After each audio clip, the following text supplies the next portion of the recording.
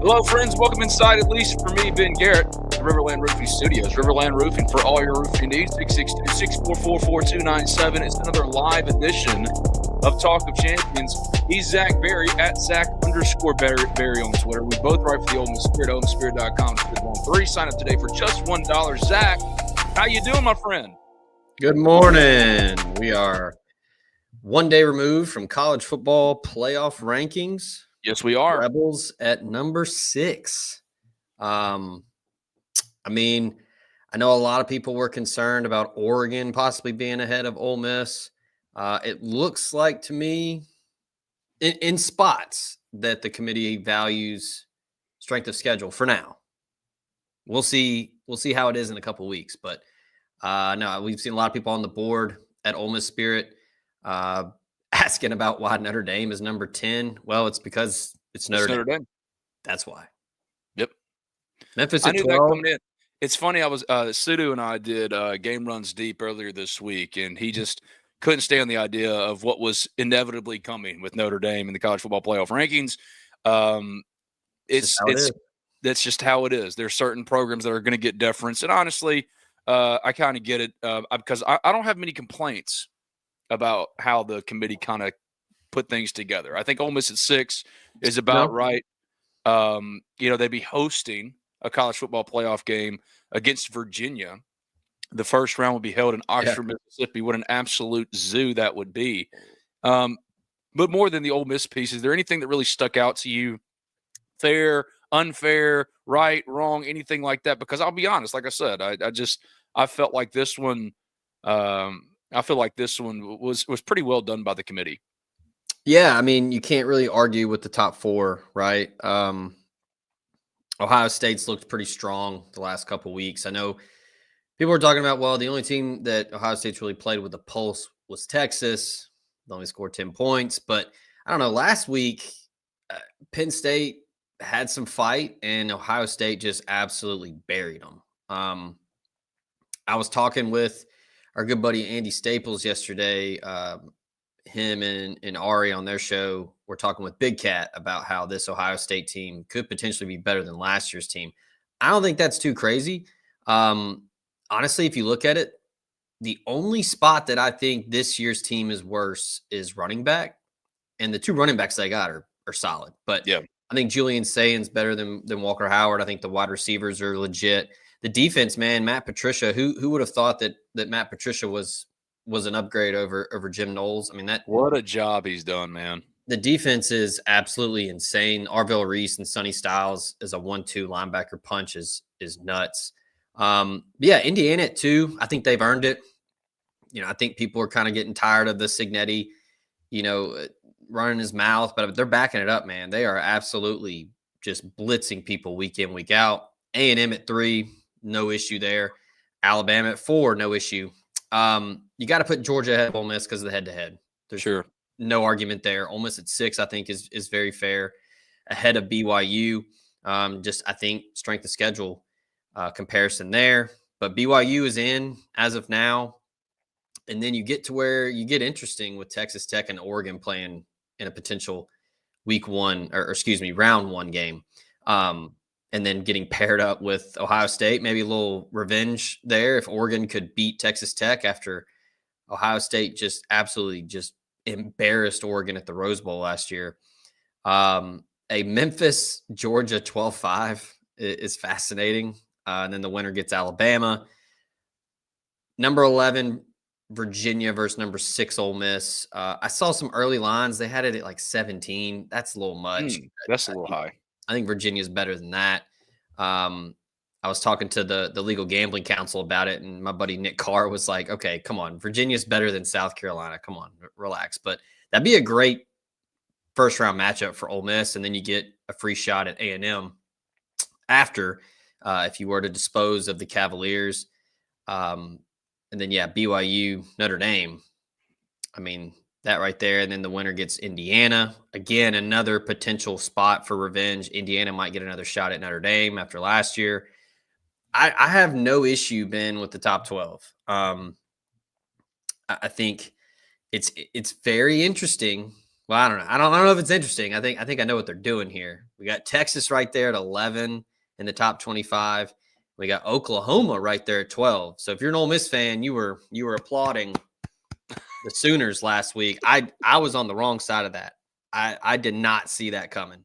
Yeah, that was one that I was asked about and said straight up, like, yeah, I mean, I missed Oklahoma it. getting when I look at the rankings, the only thing that really sticks out to me that, and all of it, I think is again really fair, but the predictable happened. Notre Dame is 10, Texas is 11, right? And obviously, SEC teams are going to get deference. It's something that Lane Kiffin's been complaining about for a long time. He's like, hey, man, actually consider the best teams.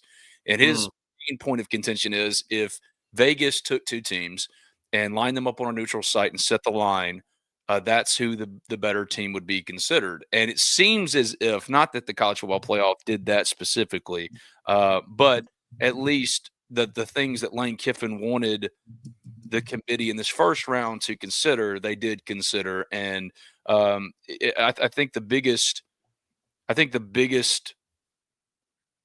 thing that stuck out more than anything else is 10-2 is no guarantee to get you in.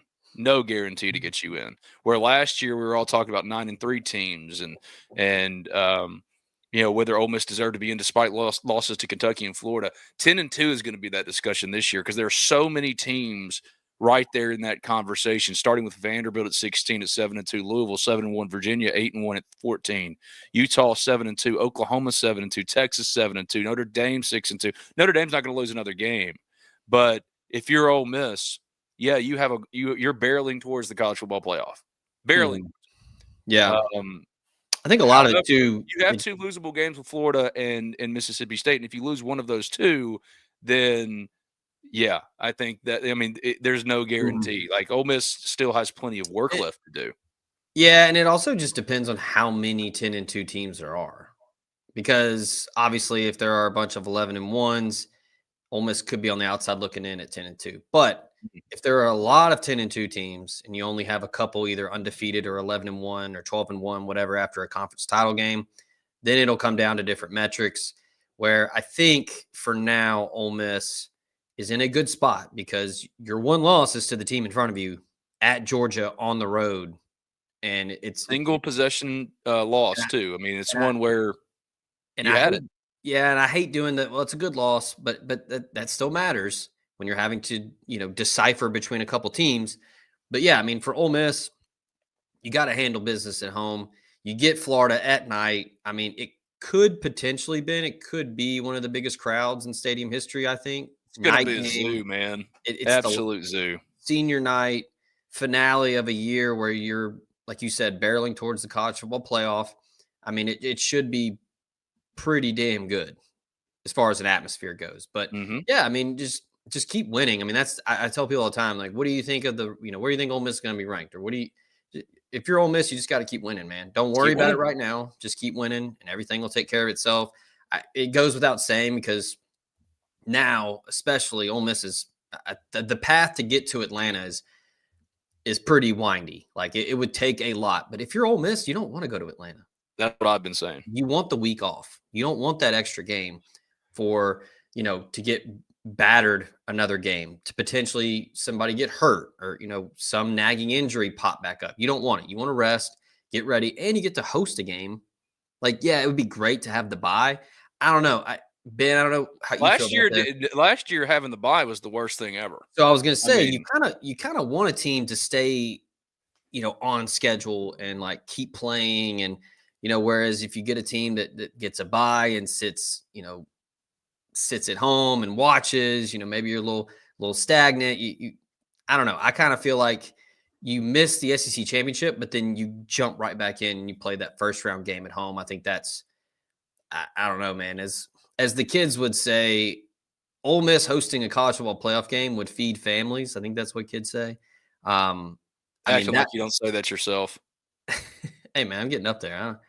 I'm still figuring out what 6'7" means. Oh, buddy, don't get me started on the 6'7" conversation. I feel like there are a lot of dads and moms watching right now of the people that are tuned in here to Talk of Champions live with Ben Garrett, Zach Berry. This 6'7" nonsense. I'll tell you all. Okay. Spoiler, it doesn't mean anything. It means nothing. I'm giving you the very, very, very, very short answer. What does it mean? Nothing. There's a song by like Glorilla where she overemphasizes the height of somebody that she's rapping about. I think. Shout out Yeah. Memphis. Shout out Melrose. Hell yeah. But yeah, and she says like 6'7", like in the thing. Well, that just became a memeable or TikToky thing where people just started adding that to general conversation. Here's what you do. It means quite literally nothing. Here's what you And do. my daughters use it all day, every day. Here's what you do. The All right. dads out there probably already know it, but what Yep. you got to do is you, as a father, have to say it all the time. Then the kids will hate it and think it's not cool anymore. That's what I'm trying to do. That's how you eliminate it. The problem is like I've learned how to kind of deliver it where it's kind of funny because I know what they're going for, right? Somebody last night on the Ole Miss Spirit message board, OleMissSpirit.com, Foot on 3, asked me, "Hey Ben," or not me, but like, "Hey guys, Ole Miss Spirit family, what do y'all think Ole Miss will be ranked in the college football playoff rankings?" People were going 6, 7, so I went 6, 7, and it was. But it means nothing. It's just an easy way. And now, apparently, according to my oldest daughter, Gracie, there's Gracie, my perfect, sweet baby Gracie. Since the adults have kind of caught on to how stupid this is and are trying to turn the worm by using it inappropriately, or when it's like, there's no way to use it inappropriately, or just when it's not supposed to be used, which is never. They'll go 41 or something stupid. It's all just so idiotic. But that's not what we're here to talk about here on Talk Champions. We're here to talk about the college football playoff rankings, which we have to start, and also Ole Miss recruiting. Whenever Ben and Zach sit down together here, for me in the Riverland Roofing New Albany Branch Studios, and for Zach, home in his studios there with the Brave stuff in the background, maps and records. I mean, that man's got the hookup back there in his Ole Miss work cave. We're going to talk about recruiting. That's what we really come together to talk about. And we've already got some questions in the comments. We're going to start not with recruiting, but with Ole Mizzle. I haven't seen anyone mention this, but would Joe Judge be an interesting candidate for some of these open jobs? I don't think Joe Judge is going to get much of any run with any of these open jobs right now. But if Lane were to leave in January, Joe Judge would certainly merit consideration, because at that point, the timeline is what it is. And, you want to preserve as much of it as you can, because then your John Summeralls are off the board, Eli Drinkwitz's are off the board. So that timeline, that's where Joe Judge could come into play, because, then you're thinking about a CEO to take over. If it's not Pete Golding, who would it be? I don't think it would ever get to that point. I don't think it would. But as far as this cycle, just don't see it happen. But going to some recruiting questions, Zach, from @2TallPaul94. What's the odds? What are the odds Ole Miss lands Jace Matthews, Tristan Keys, Braylon Womack, and Deuce Geralds?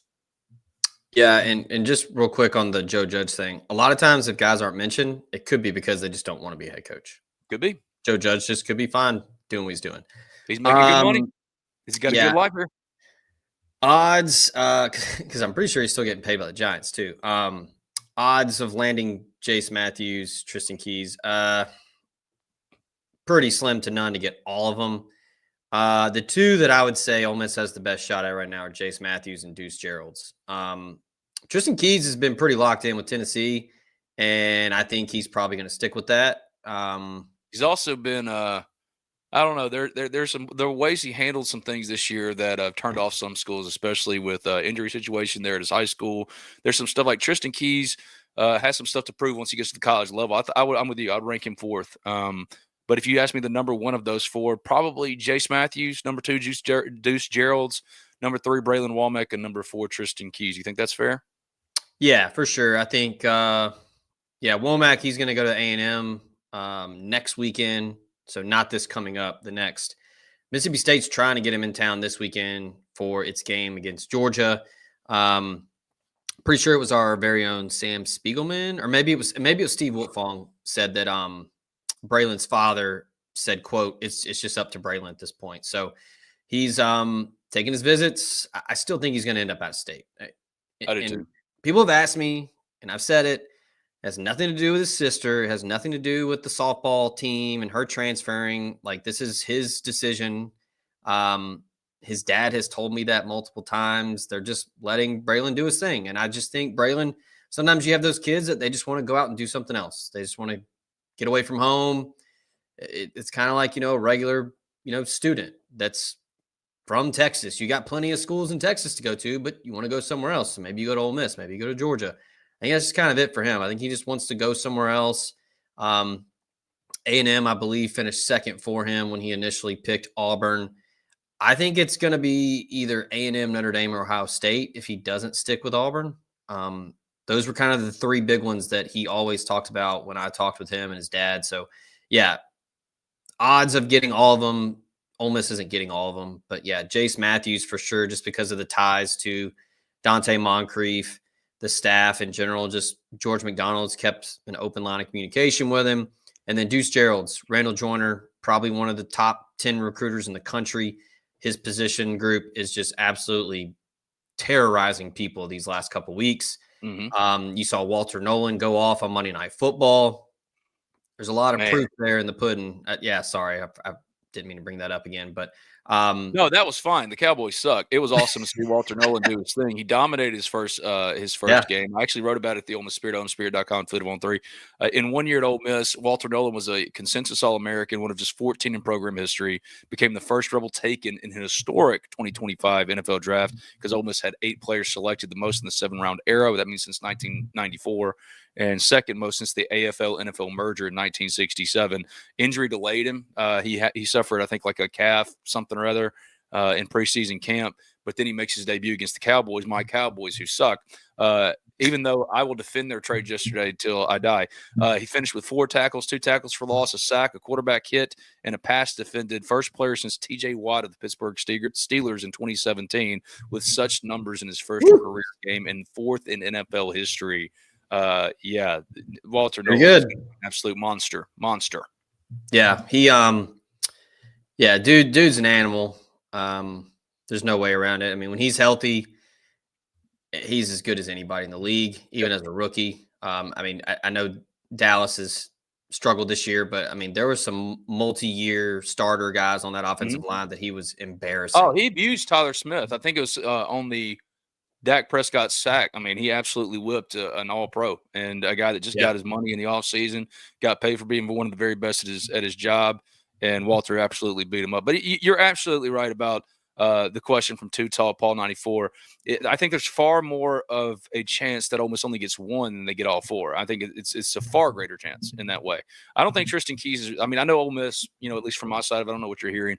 Ole Miss continues to tell me, hey – don't sleep on Tristan Keys now. Don't sleep on – but I've been hearing that all year. And honestly, I've just seen nothing publicly or coming from Tristan that lends me to think that he's a realistic option. Yeah. You got to come to campus. Otherwise, barring like a huge NIL deal at the, final gun, he's going to go to Tennessee. And look, Chris Brazel's doing his thing for Tennessee. I mean, they're pitching Tristan on just coming in and being that guy. And so for me, like I'll worry about Tristan Keys because at this point I'm worried about Tristan Keys if and when he gets into the portal. Should anything happen next year? Because right now I just don't see it for Ole Miss. Got another question from Stacy Reed 1223. We talked about Matthews. I think he's the overwhelming likelihood of that group. As far as Deuce Gerald's, the price point has always been the issue with Deuce Gerald's. I mean, I don't want to speak exactly to what the number is because I don't know for sure, but the numbers I've heard are just not they're not tenable for a true freshman defensive tackle to come in because look at Andrew Maddox right now, right? I mean, this is a guy who was great in spring practices, great in fall camp, and he's barely seeing the field because it's just really hard at that spot where wide receiver and Winnie Watkins can go do some things, can get on the field a little bit earlier. It's hard at certain spots, especially in this new NIL culture. And Deuce Gerald's for the number he's asking for. I just Ole Miss hasn't been comfortable with it, but it might be a different conversation now. Obviously, that Brian Kelly and LSU have parted ways, and LSU's trying to figure some things out. Just got a new AD, new president. Still don't think Lane Kiffin's a real option for them because of that dysfunction. I think it's just Florida or the Ole Miss extension. But yeah, Jace Matthews overwhelmingly. I'd put Deuce Gerald's third. Deuce Knight is one that I talked about here on Talk of Champions last week when we were picking out potential portal options. And now that Hugh Freeze has been fired at Auburn, Jamonte Waller's another one that I've heard specifically. Ole Miss really wanted out of high school. And then another one, of course, is Deuce Knight. I think like if I was putting my money on the potential transfer right now, that I think absolutely is something Ole Miss fans should watch out for, it'd be Deuce. The thing about Deuce Knight is he's got a sizable, contract, if you will, with Auburn. Yep. And Can you also, meet like, that? it'd be hard for me to see him and envision him leaving for Ole Miss because he's not going to play right away. Well, he Like could if he's Austin not Simmons he's was. not close to being ready. If he was, he would be playing because Auburn has a completely disastrous quarterback Yeah. situation. Jackson Arnold I hate it for him, and the Hugh Freeze never went to Deuce Knight, and that for me, that he was handpicked out of high school, and that is a sticking point, especially at the price point. So yeah, that's fair. Yeah, the Jamonte Waller thing is similar to Deuce Gerald's. Hadn't done nothing yet.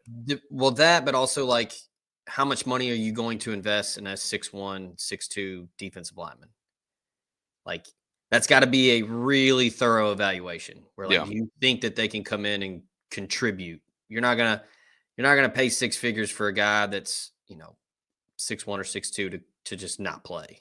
I mean, it's happened before, but like at this time, at this state of the program with where you are, and like you're on the cusp of being a perennial college football playoff contender year in, year out, you got to allocate resources better. And yeah, Deuce Gerald's asking for a good bit out of high school, and then Jamonte Waller hasn't played much. And, are you really going to invest that much in someone that's going to be undersized?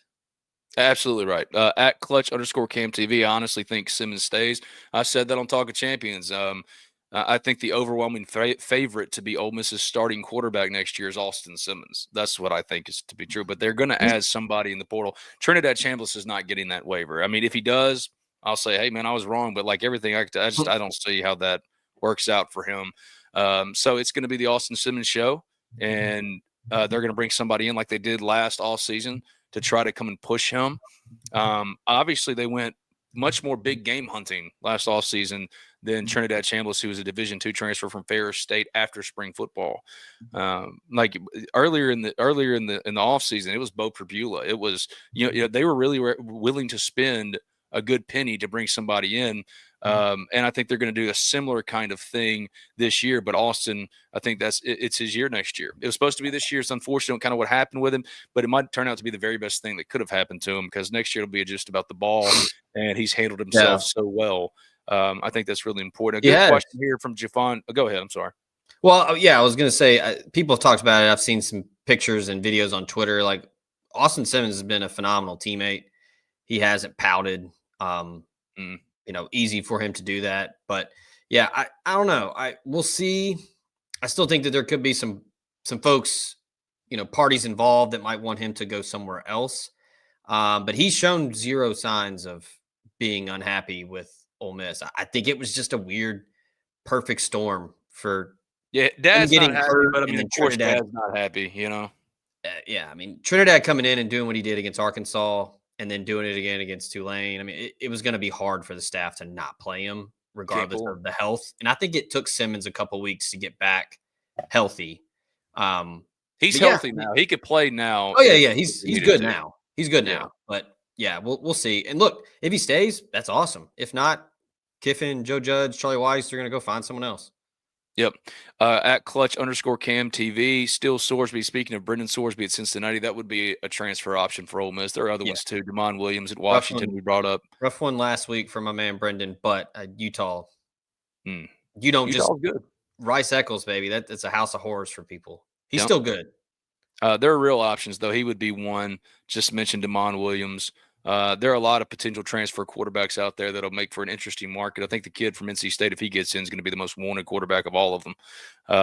And Ole Miss would be involved with all these guys. But at the end of the day, the prohibitive favorite to start for Ole Miss in 2026-7, I think is Austin Simmons. And I do, like Clutch said earlier, I think that Austin Simmons sticks around, if you made me guess right now. At 2, Tall Paul 94, is Lane Kiffin trying to go the Derrick Henry route with Shakai Mills Knight? I don't know about that. I would just simply say the reason Shakai's not playing is because he's not ready. It's a very raw prospect, but if he sticks around, if he sticks to process, man, he could really be something for Ole Miss. Absolutely. But the pass pro, man. Yeah, it's pass. I mean, there. Can't pass pro, you're not going to play. And that's, I'm not saying he can't, but yeah, I mean, he's a true freshman. And Keywan Lacey's killing it. Logan Diggs is healthy. He's been a Like you don't really nice. like. Who are you really going to give anybody else Keywan Lacey snaps? No. And Shakai's fine. He understands. We've talked about it on the show before. He comes from that Baylor school program. Eric Kimrey's the head coach. He's a former college coach. They come out of that, like Bryson Sanders as well is a great example. Those guys come out of that high school program understanding how things work. Like he's not going to bail. Like I would be shocked if Shakai Mills-Knight bails because he's not playing this year. Like he knows the deal. And like Bryson Sanders stuck it out. Now look at him. He's starting center on one of the best offensive lines in the SEC and in the country. So he's going to be fine. I'm not sure what the Derrick Henry route might be. I guess just waiting to play him until he's, I don't know, ready as a junior or senior. I don't know. Shakai will play when he's ready. The staff still likes him. It's just, I mean, like you don't take out Keywan Lacey right now. They figured out. I mean, the beauty of Keywan Lacey is you don't have to take him off the field. Short yardage, pass pro, gimmicky stuff. Keywan can do all of those things. So where you had to kind of patch it together for the last year and a half, you don't have to do that this year. And it's hard to find guys that are willing to pass pro and do it well. Yeah, do it well. Like there's a lot of willing pass protectors, but actually doing the job well, which separates you for the next level, is really hard to do. And Keywan Lacey is one of the very best in the nation at it. So, yeah, you don't what Tall Paul said. I mean, Derrick Henry redshirted his first year at Bama and bulked up. That's what I'm asking. Gotcha. That makes sense. Yeah, I can see that. Yeah, he'll redshirt and he'll be in the mix next year, no doubt. He's big now. Ain't no doubt he's big. No, he's big. As I've said before, man, you get him and Andrew Jones coming off the bus first and second, and you're doing all right. I mean, he looks the part already. I think he's just gonna just keep growing, getting better, pass protection, learning the plays. Because I mean, last year it was a huge problem and a glaring issue. This year, you've got Keywan Lacey, you got Logan Diggs, and people forget about Damian Taylor. Like he's still there. Man, that fumble killed him earlier in the year, dude. Yeah. Veteran guy, though. So, like, Ole Miss has got, and that's another thing, too, and kind of tangent real quick with how Ole Miss recruits. We talk about quarterbacks and, like, bringing guys in every year. It's because Lane Kiffin and this staff are recruiting to play 15, 16 games a year. Like, this isn't the old, like, well, we're only going to play 12, 13, just regular season, bowl game, maybe 14 if we get to Atlanta. Like, no, like you're preparing for a playoff run. So you got to have the depth, man. So like Damian Taylor, his number might be called in a first round game against Virginia, where Keywan Lacey's run the ball 29 times and he's gassed. You got to bring somebody else in. So that's part of it too. Where like they're building these rooms. Like people forget about, like some of that, what's it? Traylon Ray from the wide receiver from West Virginia. West Virginia, yeah. Speedster, hurt, just kind of. But like him and like Isaiah Hartrip, who stuck around for another year, like he returned some punts, like some those kicks. Those guys could have their name called in these playoff games. So that's why that you bulk up these rosters like you do. Yeah, so I think Shakai Mills-Knight, his time is coming. But, yeah, that's actually an interesting idea, Tall Paul. Might have to ask Lane specifically about that, like the plan for Shakai Mills-Knight, especially on Citadel week, because that's who Ole Miss has this week. They're going to move to 9-1. That'd be a great question. So today is our next opportunity with Lane on the SEC Conference. You'd like to see a lot of Shakai Mills-Knight on Saturday. Yeah, you would like to see him get some run. I know he hadn't gotten his full 4 games in. So, yeah, you would like to see him absolutely get some run in there. I want to answer this one real quick before we move on here. Javon Campbell, 6249, going to my first Ole Miss game. Congratulations. Where do I park? If you don't have a parking pass for on campus, buddy, I would just say park at the mall and walk over. Park at the mall, walk over. That's the cheapest and probably most seamless, easy way to go. There should be parking passes, though, available, man. If you go to the Ole Miss Spirit, OleMissSpirit.com, for on 3, people are handing them out Just sign up for $1 and you'll get a parking pass. People are handing them out because that's the good thing I've seen so far from Ole Miss fans this week for the Citadel is Lane wants another great atmosphere. It's unrealistic in November considering the games they're coming off of and that it's the Citadel. But I've seen a lot of Ole Miss fans. Kenny Carson on Twitter, he does this all the time. I'm so thankful for guys like him. Man, they're trying to get tickets and parking passes into the hands of Ole Miss fans who otherwise wouldn't get to go or haven't gotten a chance to go. And no cost to you, just show up and take the seats. So go to the Ole Miss Spirit, go to Twitter, and try to find you a parking pass if you could. It should be pretty easy to do. But if you don't, man, and worst comes to worst, parking over there at the mall and walking over, that's how I've seen pretty much everybody do it. Or you could also just park, as long as there's not like any signs for like towing, find a business close to the square and then just walk and then just see the campus, enjoy. It should be a nice day. Very I haven't looked at the weather, but I mean, it's not going to be hot and you can just get a nice little walk in, come down University and see the baseball field. Yeah. Just nice little walk. All right. Would a 10-2 Oklahoma jump a 10-2 Ole Miss? No. Well, even with the win over Alabama, no, it's the head-to-head. No. Especially because Ole Miss went to Oklahoma and handled them. Yeah. Any updates on Kylan Bobo? Two-player running back. No, he doesn't do a lot of talking. And, I mean, I think the last time I spoke with him, he didn't – no leaders, nobody sticking out. He's just kind of taking it slow. A lot of these kids, especially right now, they're focusing on playoff runs.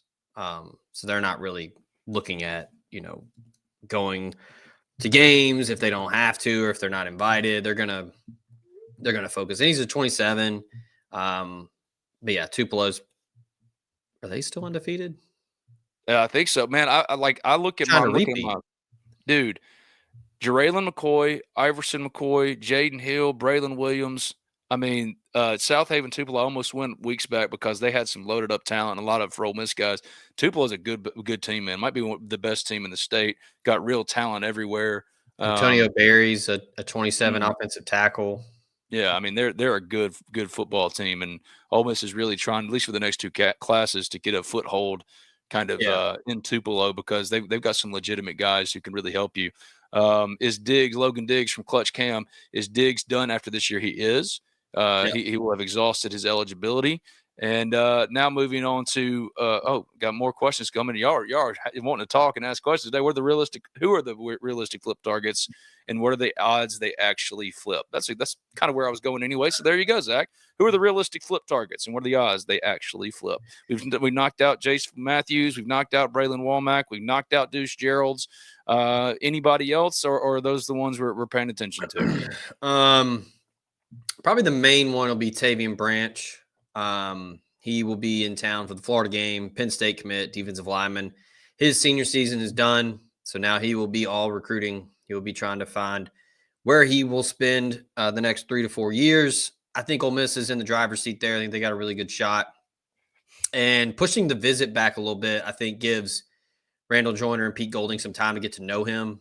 When I talked with a couple people in the building a couple weeks ago, that was what they said was, yeah, like we love his film. Like we're excited to get him on campus, but like we got to get to know him. That's a big thing. You got to be a culture fit. You got to be a fit in the room. That's important. I think he's the most likely flip target. After that, man, Rodney Colton slipping into town last weekend. That was big. Ole Miss was like the odds-on favorite to get him early on this year. He commits to Colorado. He comes to campus. He told me after the game on Sunday that it's Ole Miss and Colorado right now, which could be in flux, man, because there's a lot of rumblings about what is Deion going to do. I mean, Colorado has looked atrocious these last 2 weeks. You got to think he likes what he sees from the Ole Miss defense, especially these last couple weeks. He's another guy that doesn't really do a lot of talking, but I got him on the phone on Sunday. Said he had a great time in Oxford. And I think right now, Ole Miss, I don't know if a flip is imminent or potentially happening, but Ole Miss is basically the only team that he's looking at right now outside of Colorado as of Sunday when I talked to him. And then outside of those two, I would say you got to look at Micah Nickerson from South Pike, committed to Missouri. Was at one time committed to Mississippi State. Now he's committed to Missouri. Eli Drinkwitz and them are trying their best to hide him down there, and they don't want anybody to find him because the dude is a freak. Plays both ways, but a legitimate potential impact guy at the next level on the defensive side of the football. I talked to someone about him, and they said that he has arguably some of the best athleticism and traits for a guy from the state of Mississippi in the last couple cycles, which is saying a lot because you got a couple dudes from Mississippi right now that are playing at a high level for Ole Miss. But really twitchy, big, 6'5". He plays at about 215, 220, so need to bulk up a little bit. So, wherever he goes, may not get on the field right away because of that, a little light in the pants. But I think a lot of that stuff you can't teach with just how explosive he is. He plays, like I say, he plays both ways. He can play some tight end, play some wide receiver, so the athleticism's there.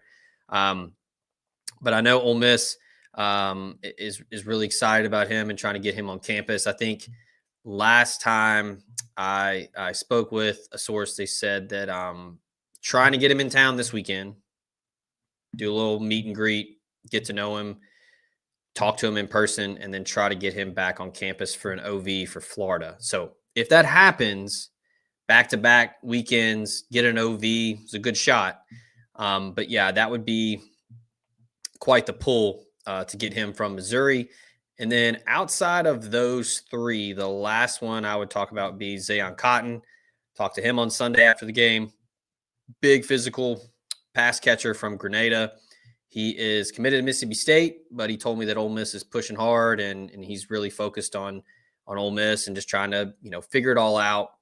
He's kind of been a guy that really blew up on the 7-on-7 circuit these last couple of years just because he's a nightmare in 7-on-7 because he's close to 6'5", can high point the football. Not a ton of top end speed, but enough to where he can get downfield and make plays. He is someone, he told me Ole Miss is recruiting him as both a wide receiver, tight end. I think he would be a perfect X tight end, a flex guy that can run routes. And the thing for him, I think at the next level and improving would just be blocking, which, a lot of tight ends in high school, that's what they all need to improve on because when you're in high school and you're 6'5", 215, you're typically going to be bigger and stronger than everybody else that you go up against. But Rivals Director of Scouting and Rankings, Charles Power, really high on Zayon Cotton. I think he's close to 1,000 yards receiving this year. He's been as Charles would say, he's a, quote, legitimate ball winner in contested catch situations. So big time playmaker. We'll see. Again, he said Ole Miss is gonna push. So he liked the atmosphere at the South Carolina game. So we'll see. Keep an eye, see if he comes back in town. If he comes back for Florida, could be pretty telling on how serious he's looking at Ole Miss. But that's probably it for the flip targets right now, because a lot of the sweat equity right now, Ben, is on this current team and getting to the playoff. And then if it's recruiting outside of some of these guys, they're looking at 27 already. So that's probably the four names that I would put out there right now. J.C. Anderson is currently committed to Ole Miss at tight end, a 4-star out of Illinois. Ole Miss loves him, really had to battle to get him. Auburn firing Hugh Freeze is significant for that specific recruitment because Auburn was always the number 2 for J.C. Anderson. His mother really loved Hugh Freeze. So I hate to frame it that way, but it does help Ole Miss for that recruitment, especially if you're thinking about other tight end options like Zayon Cotton, who has great size. 6'4.5", 215, from Grenada, like you mentioned, committed to State in June. He'd be a nice late piece. We're talking about flip targets, and everybody's focused on Jace and Deuce Geralds and Braylon Womack and Tristan Keys, and for good reason. But this kid's a 4-star. Mississippi State loves him. Ole Miss loves him too, and he could play any number of roles for you, even early potentially with that kind of size and the speed size ratio. It doesn't have a ton of top end speed. You're right, but man, you can't coach that kind of size. And Zion Cotton would be a big, big addition for Ole Miss late. Zion Cotton from Clutch Cam. Is he an Octavius Cooley comp? Man, I'm still to this day fighting the battle that Octavius Cooley was awesome. Cooley was a lot bigger than Cotton. Yeah. Still a good athlete, but no. Well, Cotton 6'4.5 is 6'4.5. I don't think Cooley had 6'4.5 in him. No, but he was thicker. Yeah. But yeah, I think I'd rather take the 6'4.5, 215 if I'm going to be honest with you. Yeah. Cotton leans more wide receiver side than Cooley did. Yeah. Like a lot like Caleb Odom, probably more as a comp. Yeah. That's a perfect one. Boom. Yeah. I love this from at TRYXPB. If my math is right, if Ole Miss wins out and hosts a playoff game, the moment Ole Miss wins that home playoff game would be the moment that Kiffin overtakes Johnny Vault in overall win percentage. I can't verify that, but if it's true, what a unreal stat that is. So yeah, talk about legend status and the lane stuff and all this kind of stuff. Man, I've said it over and over again. Nothing's changed since the last time I talked to y'all about this. I think it's the Ole Miss extension or Florida. He's had an extension on his desk for weeks. Ole Miss is not going to delay in giving him anything and everything he wants.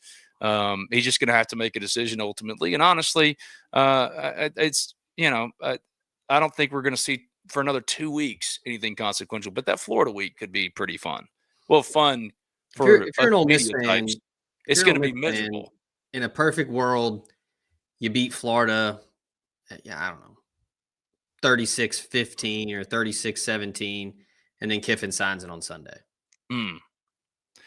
I love the dream Probably casting. won't happen, but it won't. How many people have said, hey, you think he'll just announce the extension on Florida week? Man, I don't know what he's going to do, but I do think it is Florida or the Ole Miss extension, and that week is setting up to be an absolute circus. I mean, if you look at the whole potential schedule for next week, man, ESPN's going to be here. I mean, game day for Ole Miss Florida with the lane stuff all over. I mean, that's content gold for them. So yeah, that's a real possibility. I can't remember the username. It was on our board.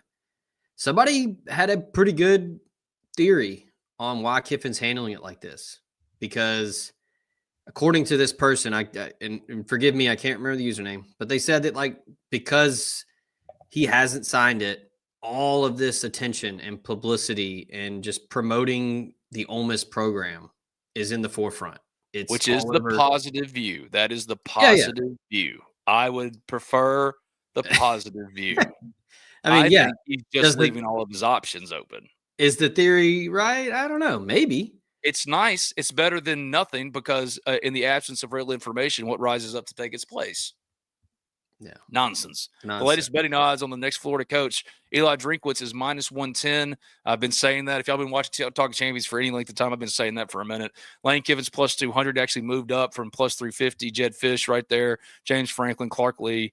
I think Schulman from Georgia, Georgia's defensive coordinator, he was the hottest. Greg Schulman was the hottest candidate, or one of the hotter candidates for the last two couple cycles. No way Florida's doing that. I posted on the board. I talked to a national media member, and they said that they think Jeff Brom's up there. +1,600 right now, according to who did these odds? Let me see. I think BetMGM did them. Good value. Bet Online did these. That's good value. Yeah, that is good value. I think, but honestly, I've been very consistent. I think Eli Drinkwitz is barreling towards this job. That's what I think. Yeah, and that's I think Florida fans are going to hate it, which is dumb because Drinkwitz is a hell of a coach. Same with Jeff Brom. I think both would do well. And I've talked to people that are in Florida, and they said the same thing. They're like, both of them would do great. Multiple people have told me, I think Eli Drinkwitz or Jeff Brom would do well at Florida. And I don't disagree because look at what they've done where they're at with, arguably less resources. And I think Eli really, really wants the big logo on his head, I think he really wants it. And that's what's interesting because Drinkwitz has a very similar situation that Kiffin has, where he's at a school that is in lockstep with him. He's gotten everything he's asked for. I mean, they're renovating the stadium, they're expanding. Mm-hmm. He's done well in the portal and NIL. They have worked with him since he was hired. And, Drinkwitz and Kiffin are the gems of that 2020 coaching search season. I mean, those are two guys that have absolutely crushed it at their respective schools.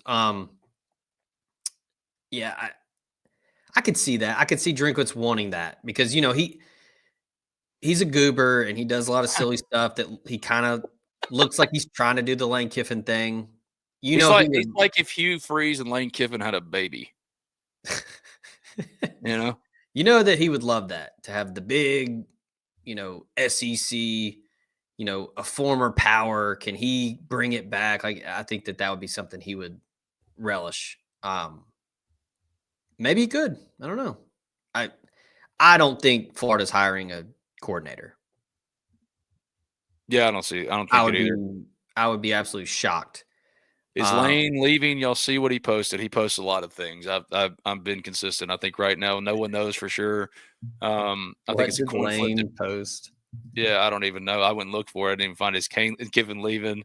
Y'all see his post. I don't know where what post specifically you're talking about. He posts a lot of things, but it's either the Ole Miss extension or Florida right now. And until that changes, I'll be consistent with it until that changes. And right now it hasn't changed. His last couple things is he posted an elf on a shelf holding a Trinidad and Tobago flag, and then he posted something about his daughter Landry being nominated to the National Society of Leadership and Success. So that's pretty cool. Pretty awesome.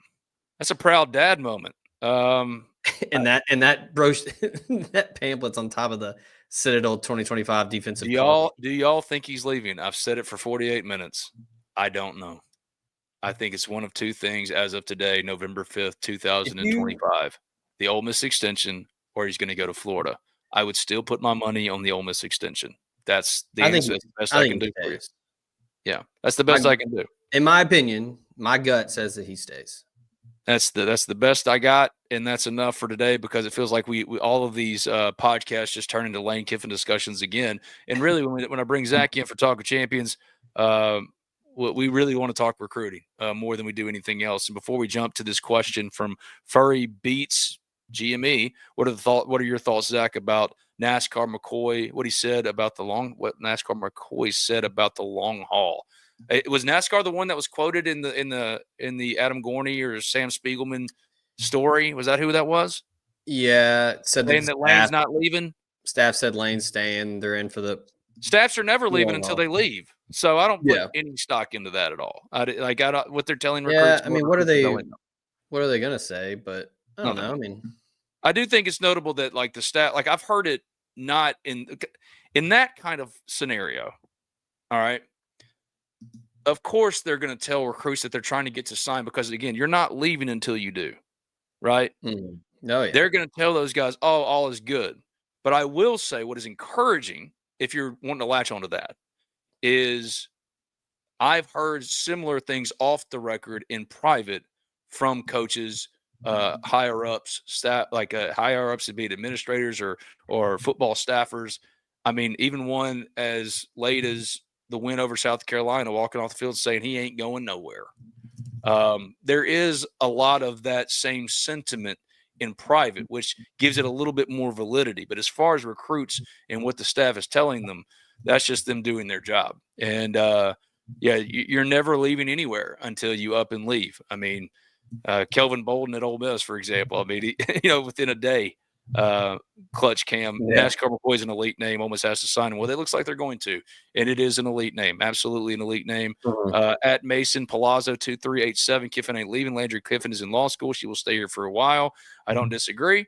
But as of right now, based on everything I'm hearing, verified that stat from our guy at TRYXPB, verified. Lane Kiffin right now is 52-19.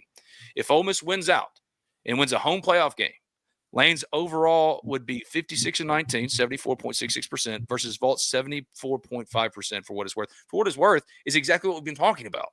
That's part of the consideration. He is becoming Ole Miss's Nick Saban. Ole Miss's, he's surpassing Johnny Vault. He's as Nick Saban surpassed Bear Bryant, right? So that is a legitimate pull for him to stick around.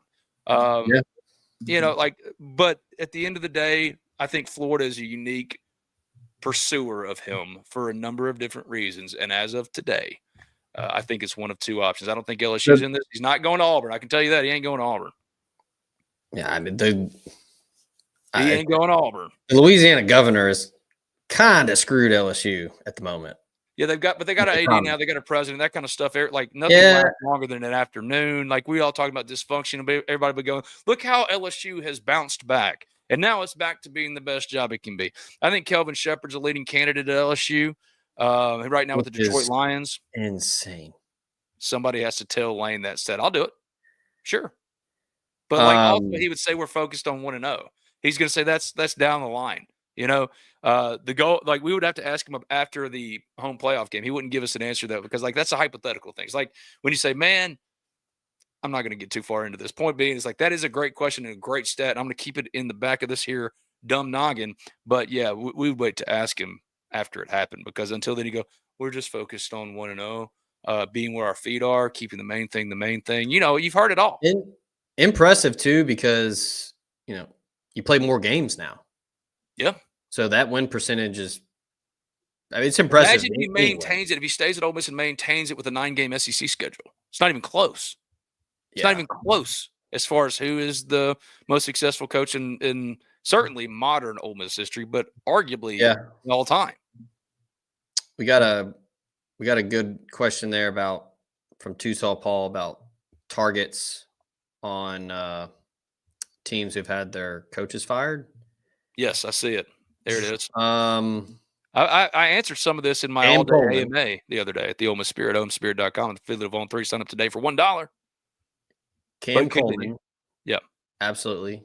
Absolutely. And he's already generating, like, he's getting pre-portal like crazy. Crazy. Yeah.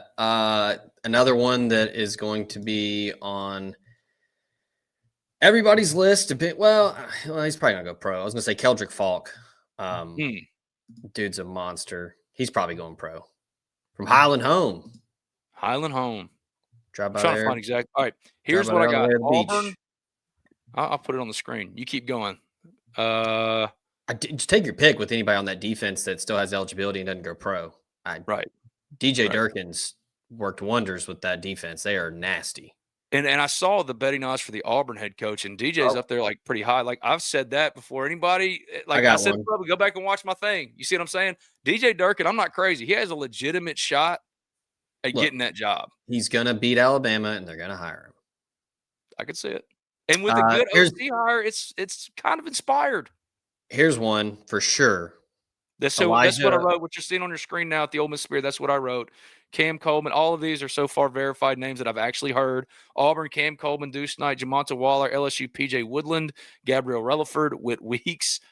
Oh, can you imagine the circus of Whit Weeks? Carius Kern, Florida, DJ Lagway, Dallas Wilson. That's the one. Imagine Ole Miss came out with this cycle with one of, if not both, they're not going to happen, but at least one of Cam Coleman or Dallas Wilson to replace the DeJon Stribling. It'd be insane. Joseph Mbachu at Arkansas, Braylon Russell. Ole Miss actually really liked Braylon Russell last year in the portal. He'd be an interesting name to kind of compare with Keywan Lacey. Back and forth. Braylon Russell, he committed to Ole Miss and then went back to Arkansas. Here's one that you don't have on there for Auburn. Elijah Melendez. Linebacker from Florida last cycle. Ole Miss was the favorite. Auburn came in late, got him. Kevin Smith and Pete Golding were huge fans. He's played a good bit and good outside linebacker. He's got 16 tackles, 1 sack, 1 pick. He's been playing a lot for Durkin. So that'd be one that I would add. Shouts out to our guy Derek Nix, man. He's going to call all the plays too. Crazy concept. Let your offensive coordinator call the plays. But like, good for him. Seriously, did you see what Durkin said? Yes. Yeah. He's going to call plays on first, second, and third down. Yeah. First, second, third. Well, the crazy thing for me is, or not crazy, but like just an encouraging part of this, because all of this it's a mess. It's like coaching carousel stuff. It's always a mess. It's aggravating. It takes away from the product on the field, especially if you're Ole Miss and you're just barreling towards something that you've been wanting your entire life. But it's also cool to see guys like Derek Nix, who spent 15 years at Ole Miss. He just wanted an opportunity. He got in there involved with the Southern Miss head coaching opportunity, didn't get it. He just wanted an opportunity to advance up. What an opportunity in a 3-game run to be a legitimate OC, not one just by title, not just a title of associate head coach. Lane did it for him in the spring game. He let him be the head coach to kind of display. Yep. And now he's getting a real opportunity as Derek to show his chops as a play caller. I think that's awesome. He's a really good guy. And he works his tail off, and he wanted to stay at Ole Miss forever, but he really wanted an opportunity to show, to show his chops as a play caller and as a potential head coach. And now he's going to get to do that for 3 games with DJ Durkin. I think that's really cool, and I wish the absolute best for Derek because I know how long he's been trying to get that. Auburn making look at this. Yeah, he's good people. Auburn making a habit of hiring coaches with sketchy past, buddy. I mean this in the nicest way possible. Ole Miss has no room to talk ever. I mean, at the end of the day, it's about the wins and losses, right? It's about the wins and losses because we've seen the timelines has been sped up. You got 3 years now. You got 3 years. You got Friese's daughter going on Instagram, having an Instagram live talking about how they promised us 4 years. Well, I also got beachfront property here in New Albany, Mississippi to sell you, hon. I mean, this is bad. Come on now. Yeah, you got to know what the culture you're living in now. I mean, I was, I caught a lot of heat a couple years ago in a particular coaching search because of off the court stuff. You did never once doubted the ability of the person who was hired. Not at all. But you got to put stuff aside at times, man. At the end of the day, it doesn't mean that it's right or you're admitting that it's not wrong. It's just not what it is. It's a business. You got to win. Nothing else matters. Nothing else matters.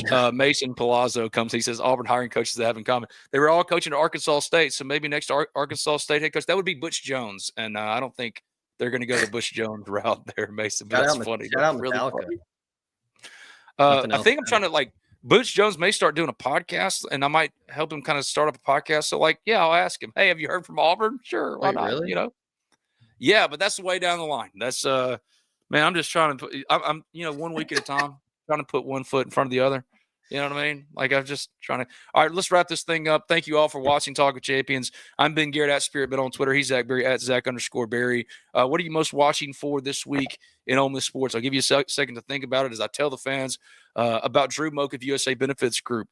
If you're shopping your health insurance coverage, if you're unhappy with it, call Drew Moak of USA Benefits Group, 601-953-8449, 601-953-8449, quoteswithdrew.com. That's quoteswithdrew.com. Services 35 different carriers, and we'll make sure you're in the right plan for you and your family. Call Drew Moak today, 601-953-8449.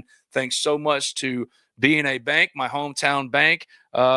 I know everybody over there, and as someone who was financially illiterate for most of his life, I'm so thankful for the people over in that building who have kind of shown me how to be an adult, and they could, maybe not show you how to be an adult because you won't need it, but they can help you out with all your needs. They're there for you. They're more than just a bank to take your money.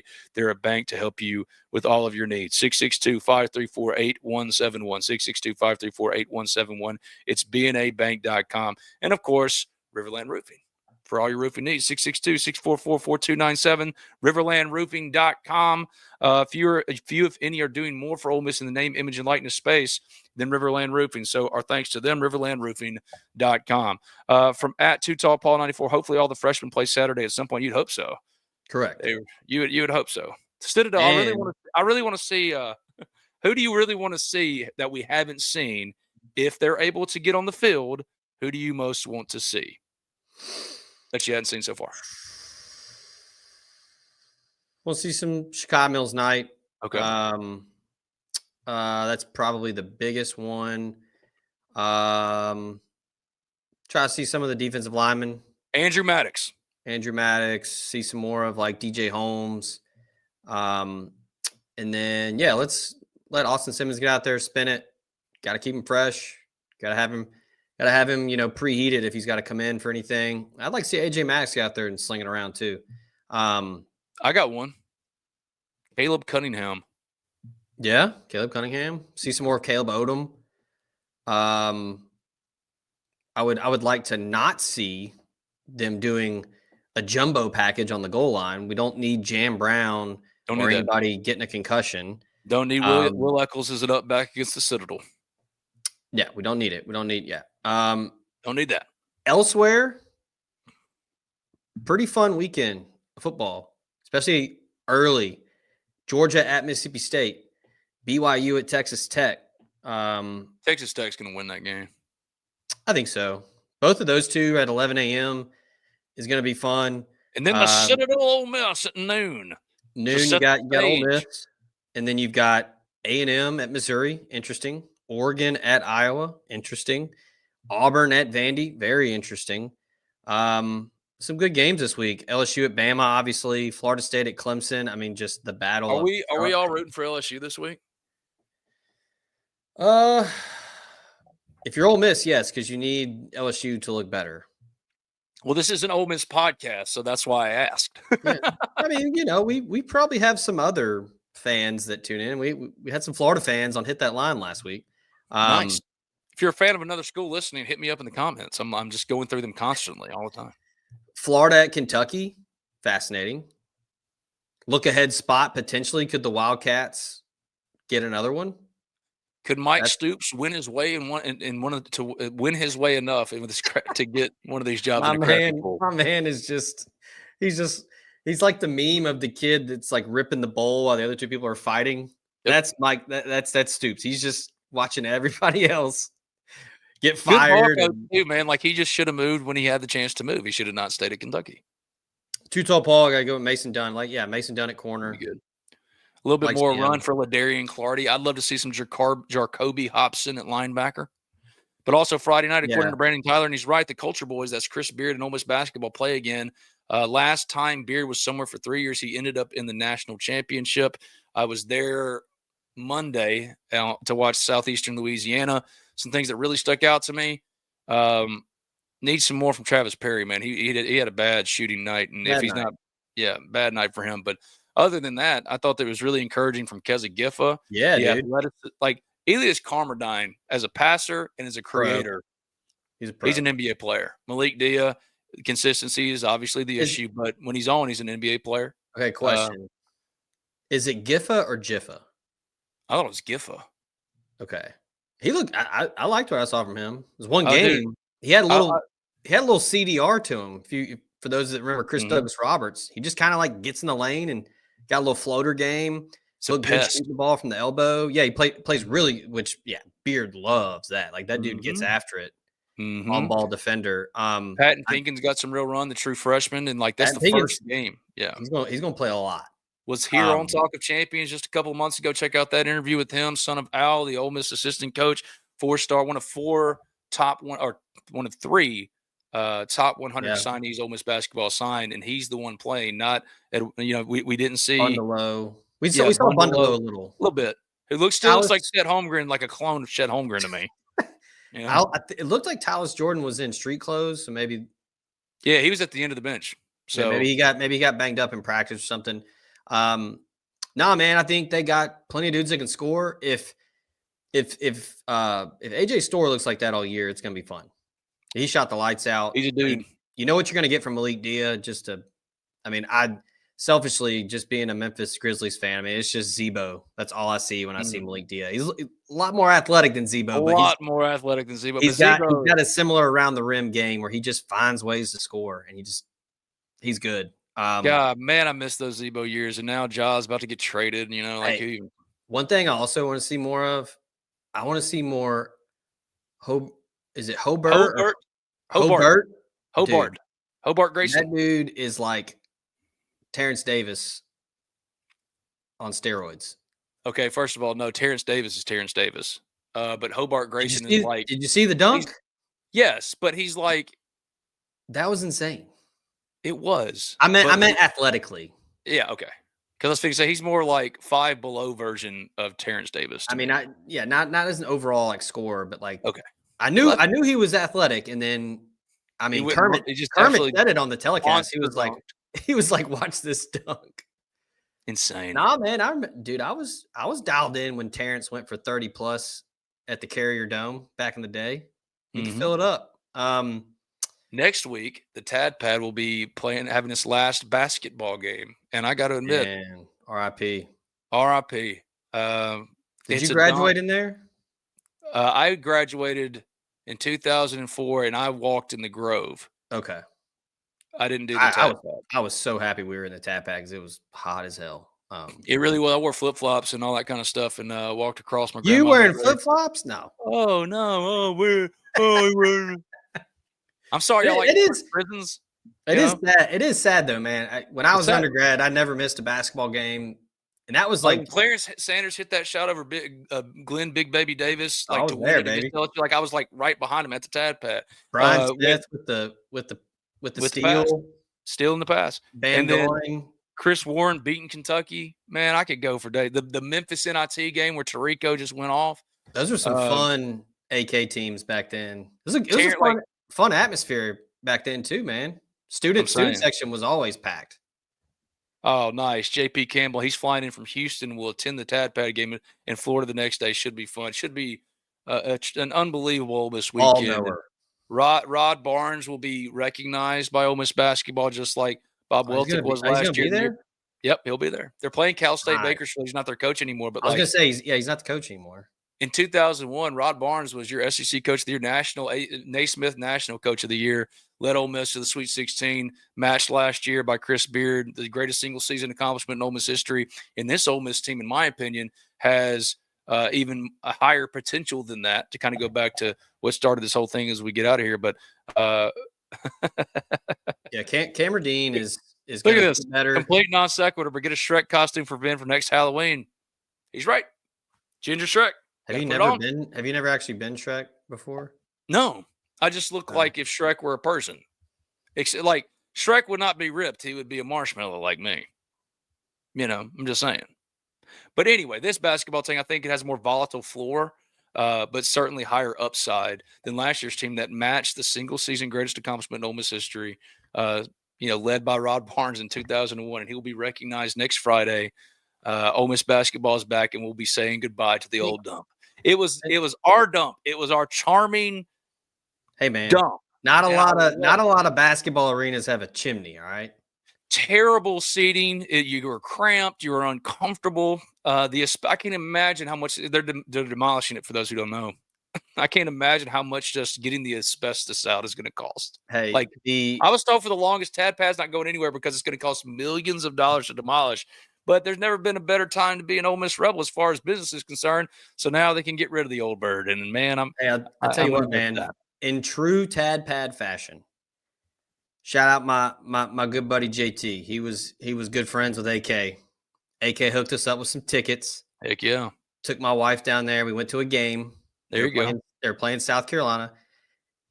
Within the first 10 minutes, the power went out. Uh-oh. And I was like, I turned to her and I was like, "You're getting the full Tad Pad experience right now." Yep. It was great. Yep. I was there when a game had to be stopped because of rain in a basketball coliseum. I was there when they would go out to midcourt and like point up at the I've seen animals in the Tad Pad that weren't supposed to be there. That's what I grew up in. I too, Brandon Tyler was a big Reginald Buckner guy, mainly because Reggie was shout out Manassas, baby. That dude, best shot blocker Ole Miss has ever had. But also, you didn't know which Reggie was walking in the door that day. And I've got so many stories. Like Murphy Holloway, who's now calling games. He's the analyst with Gary Darby for the Ole Miss Radio Network for basketball games. Like, I got to bring him back on, one, to honor the Tad Pad, but also, buddy, you want some Reggie Buckner stories? Man. Like, let's call it my guy Murph. If he didn't clip his fingernails before that LaSalle game, Ole Miss makes it the next round. Just missed it. That LaSalle game. Derek Millinghouse's run was epic. The beatdown of Wisconsin. Mm-hmm. And that Wisconsin team, had 3 pros? And Ole Miss put belt to ass. as Q1 Lake in Ole Miss football now say, belt to ass. Maybe that's going to be the new thing. Maybe Ole Miss doesn't need a song. Like Michigan's got Mr. Brightside and Wisconsin's got Jump Around. Maybe Ole Miss just does the belt thing. Sure. Every fourth quarter, everybody just takes their belt off and just starts snapping them. Love that. I don't know what song we could put to it. Like, I don't know. We got to workshop that. But that's also above our pay grade. Ole Miss marketing, Take advantage of that. I think something's caught on. Belt to ass. Ole Miss basketball 1-0. Some encouraging things from Monday, but it was Southeastern Louisiana. They play again Friday night. The next Friday, the Tad Pad will be getting his swan song, and what a bummer, man! Oh God, it was inevitable. The spaceship had to go, but that now that it's finally here, it's still sad. So it'll be a bummer to see the Tad Pad go. It's going to be demolished and made into parking and some other stuff. They need it. Ole Miss is growing and never slowing down, and Lane Kiffin's a big part of that. Garth Brooks comes on, and everyone takes their belt off. Okay, what Garth are we playing though? We're not playing Colin Baton Rouge. What are we going to play? No, I mean, JP Campbell thinks we should get some Devo out and do whip it and whip it good. I don't know. That doesn't feel football-y, you know? You could play, you could play Pony. That's kind of. Why would you play? It's provocative. Why would you play Genuine, the GOAT? Pony. It's provocative. No, it's not. You're not wanting to have sex with your opponent. Well, that's what Pony is. Have you ever listened to the words of Pony? Pony is for you and your wife or you and your significant other. It's kind of a signal to, people might take their belt off when they hear it.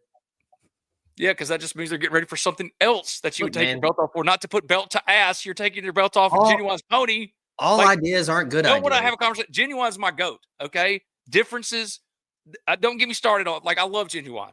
And I'm telling you, as probably the friend of yours that knows Genuine music the best, there is no chance in hell, that Ole Miss can play Pony and pop belts. I just took a shot. All right, He went for it. You know what? Shoot or shoot. I'm glad you went for it. I like some of these other ones. I don't know, Brandon Tyler. Friends in Low Place is pretty generic.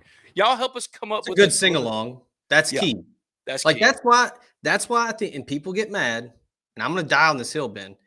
People get mad about Dancing Queen, but everybody knows Dancing Queen. And it's a good song, and it's loud. But it doesn't work with a belt. Well, no, not with I'm just saying for a sing-along. Because that's key. It has to be a song everybody knows. I mean, are you Googling songs about belts right now? Yes. Quite literally says songs about belts. Did you see my screen? Get out of my head, you. No, because I was going to do it. Well, I kind of figured, forget it. You know what we should do? You know what Ole Miss people should do? Let the glass break to start the fourth quarter.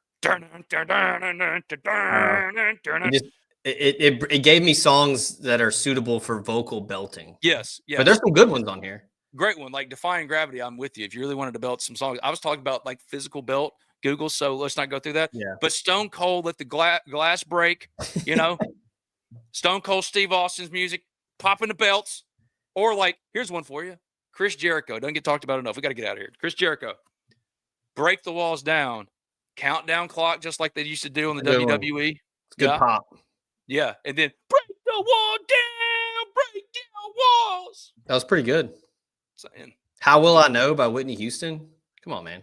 Whitney Houston is the greatest lyricist of our time. All right, this has been Talk of Champions. I'm Ben Garrett. He's Zach Berry at Zach_Berry at Spirit Ben. Thank you to Riverland Roofing, B&A Bank, Drew Moak of USA Benefits Group.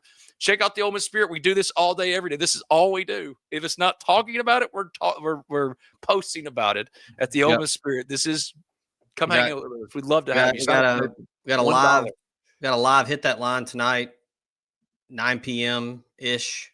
Come join us.